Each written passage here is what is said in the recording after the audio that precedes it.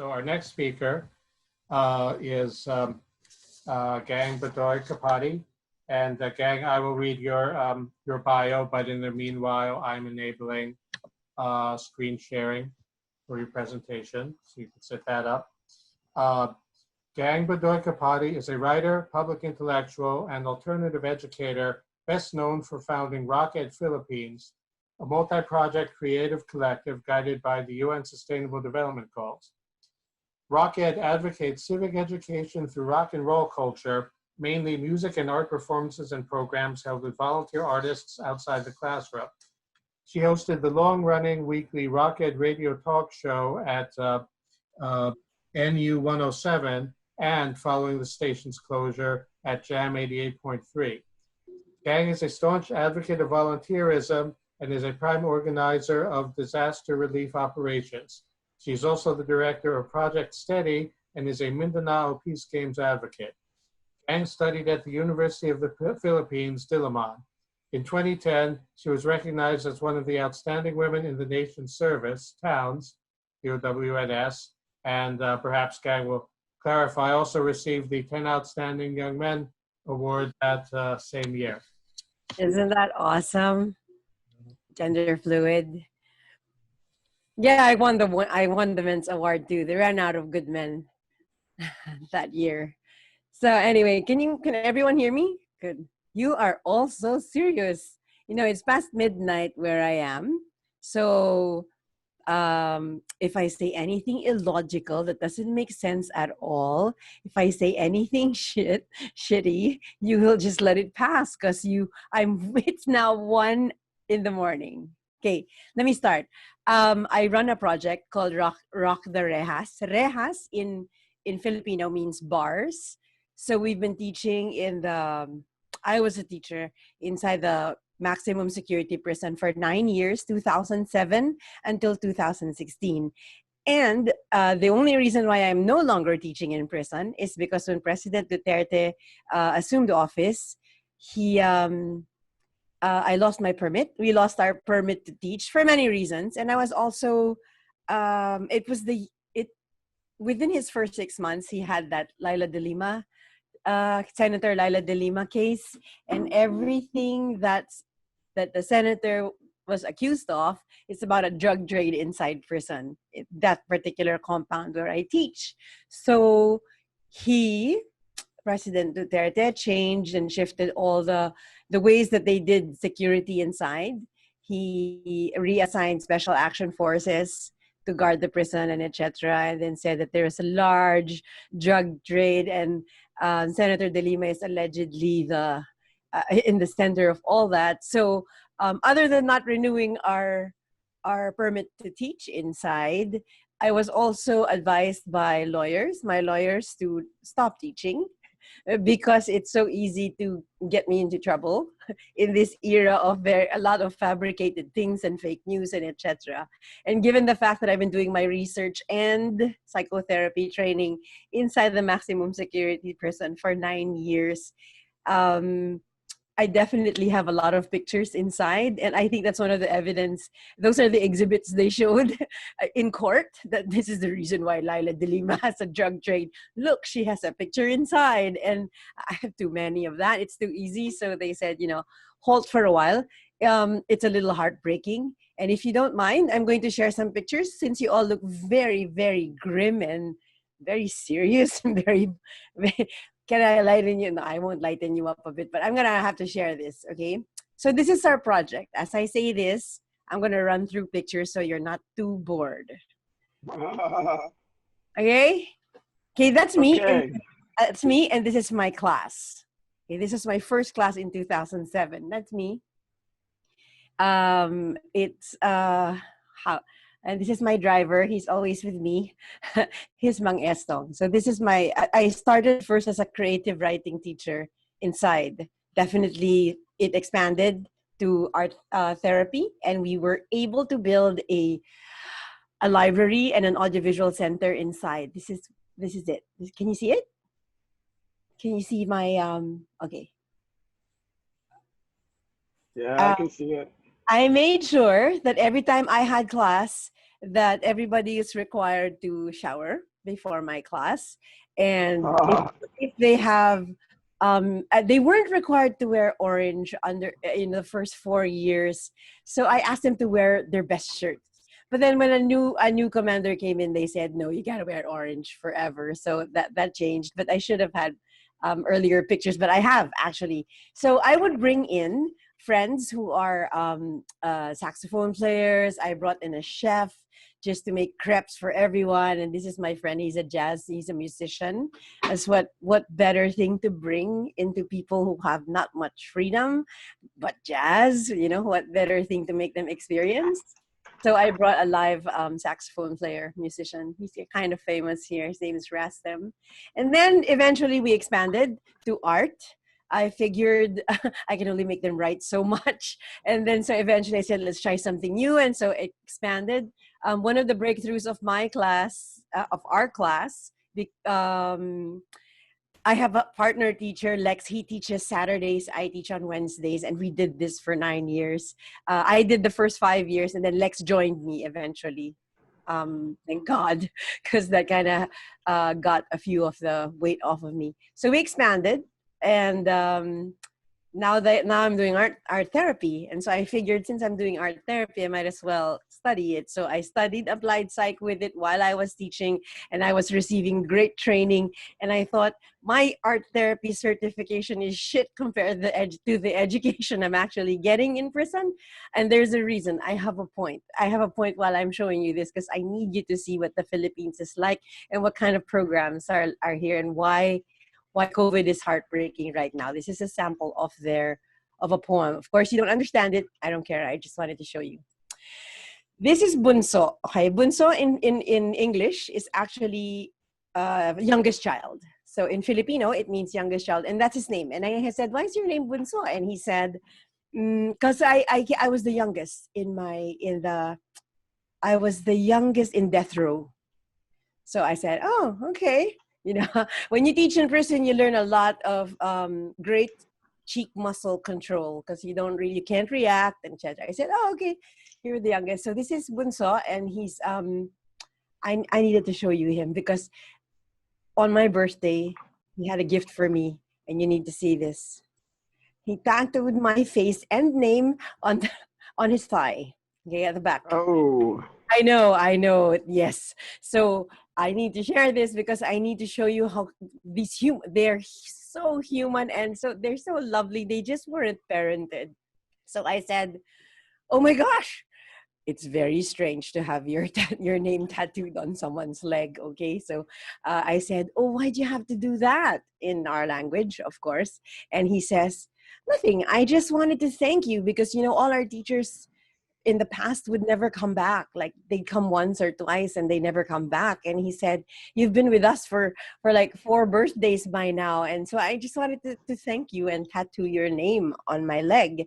And I said, "Okay, thank you."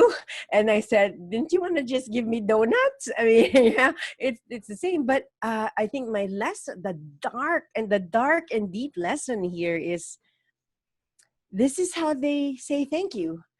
And this is how we're just going to have to say, "You're welcome." Well, thank you. You're welcome. There's a different expansion of self that happens when you're around people deprived of liberty. Your heart really has to stretch. I mean, because really, if I stayed in my normal heart size, I'd say that is so creepy. That's my name and it's on your leg. But, and so that's the lesson I learned from one of the lessons I learned, many. Now, this guy, his name is Mike. Every year, I spend more birthdays with the inmates more than my family. So this is one year that they gave me a cake, and this is Mike. And it's important that you remember his face. Look at his face, okay? Because Mike was released last year, and he was the one who delivered our hygiene kits yesterday. Isn't that awesome? Okay, this is Mike with all the hair in the world, and that's me. And I was so young there. And then today, this is Mike. He delivered our hygiene kits and all the soap that we delivered. And that's him, former inmate, now donating soap to his former guards. And he posted with them. They all love him. And they didn't recognize him at all because he had 0 hair. and he used to have so much hair. So this is the guard that that who remembered him and said, "Hey, weren't you here before? Weren't you an inmate?" And he's like, "Yes." And this is the soap we gave them. We're only allowed till the gate, of course. And when I looked and I said, "Bye," this is our first delivery yesterday, the day before last. I said, "They look really sad. I think I'm going to change tactics." So we decided to buy colorful masks. I decided to make it really, really colorful. And when we distribute, all of them will have masks in different colors. I thought that would help.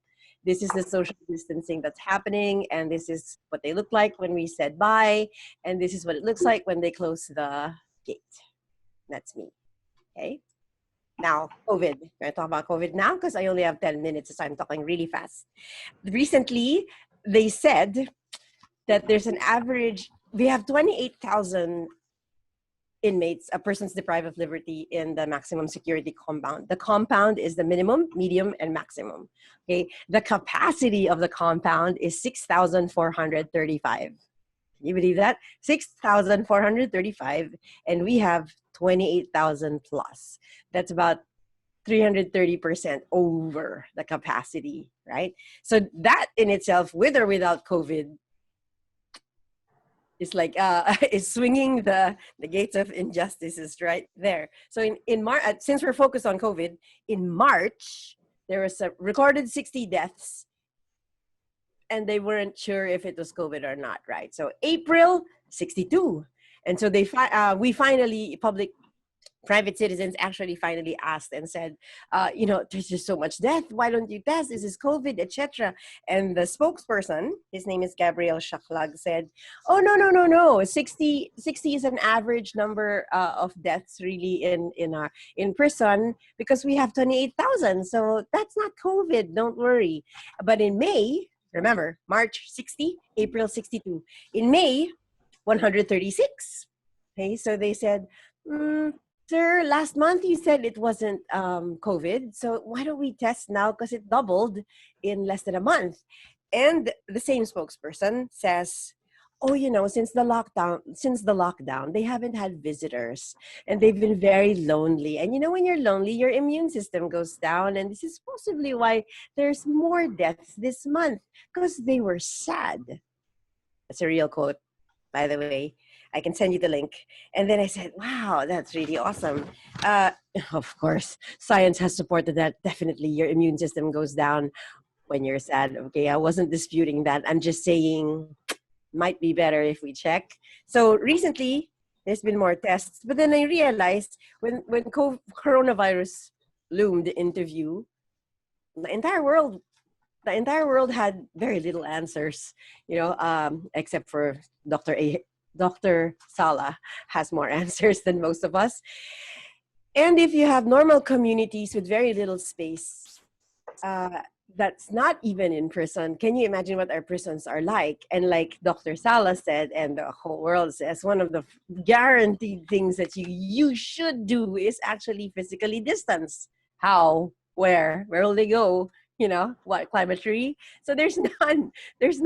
So what have they done? Like you said, some were transferred to other facilities, and they prepared one space in the medium security that used to be storage, and it's now home to 132 senior citizens who are inmates, which brings up the question, why are they still inmates? If they're 80, they should be released when they're, I don't know, maybe 75. So there's so many other things.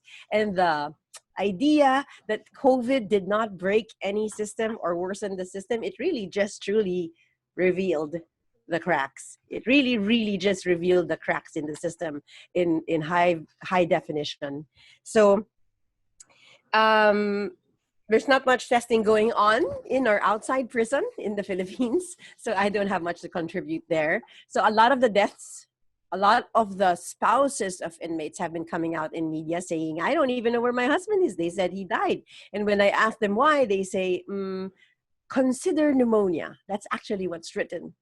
on the death certificate. Consider pneumonia, consider myocardial infarction, consider, there's this word consider because they're not sure. That's how it is. That's how it is in the Philippines. And this is just one facility because it's the only facility I can speak of. We were, I don't know the rest, but that's outside Manila, outside the capital. I'm not sure what the numbers are. I'm not sure exactly what's lacking, a system, consultation, or resources, maybe all. So that's pretty much where I am. So I guess, like a really true, honest COVID-19 report on prisons, it's going to end at like in an unfinished sentence. So any questions? I know I look happy doing this report. I really should practice my solemn face, but Can you hear me? Ruben's laughing. You know why? When Filipinos are terribly, terribly grieved, we laugh. And because A coping mechanism. wailing is right beside laughing in our brains, and it's 1 a.m. I'd rather smile, but really it's a obviously a defense mechanism. But we are not numb to it. I am not. You are just strangers. That's why I'm not showing emotion. But I'm deeply saddened by what I see. In fact, this is how sad I am, and I'll end my presentation with this. We delivered. I wasn't allowed to go down from the car. I just waved, and then they dropped the boxes off, and I was too afraid to ask who among my students are still alive and who are dead. I didn't want to ask. I didn't want to know. And that's how I'll end my sharing. You may ask. You may ask any question. Can you hear me? This is Michael from Delaware. Can you hear me? Oh, I think so. Yeah. Hi, Michael. Oh, I'm new to Zoom, so if I push the wrong button, forgive me. I liked your presentation. Oh, I think thank you. I wish you should have better statistics. Oh, I love the slideshow.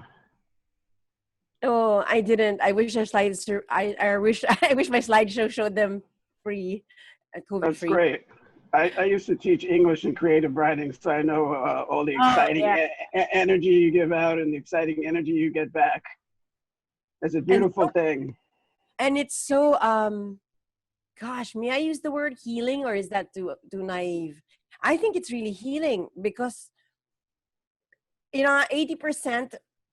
I'm making that up. I don't know. Majority of my students are very excited to read their work.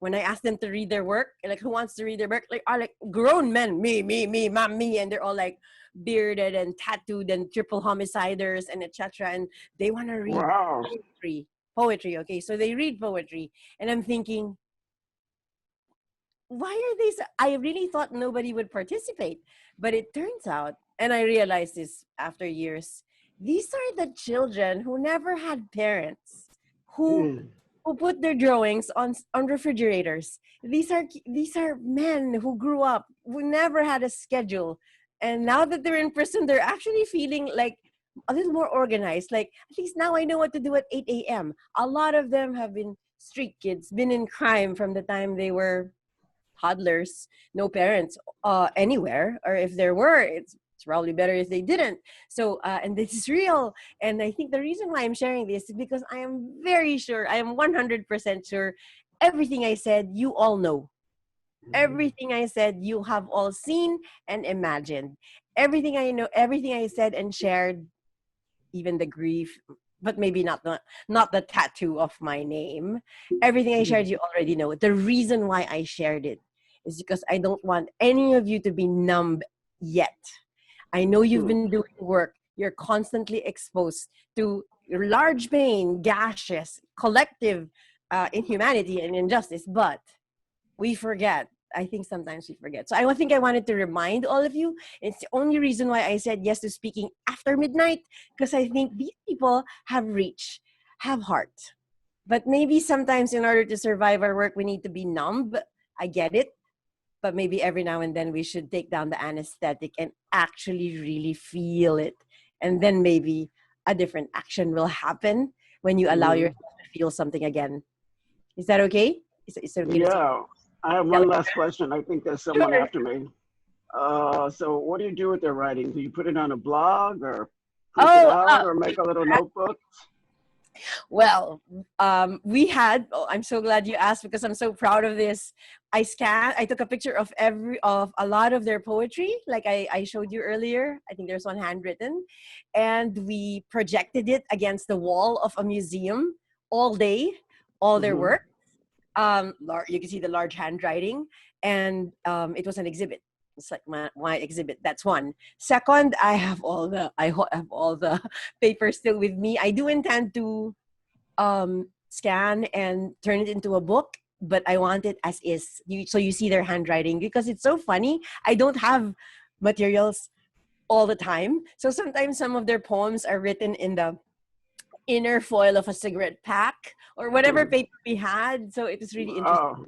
Oh, yeah, it Yes, is. I know. It's so fascinating. And like I said, my 9 years as a counselor, creative writing teacher, and then I became a science teacher, and then I became a reading teacher, and then I was everything teacher, and I was library builder.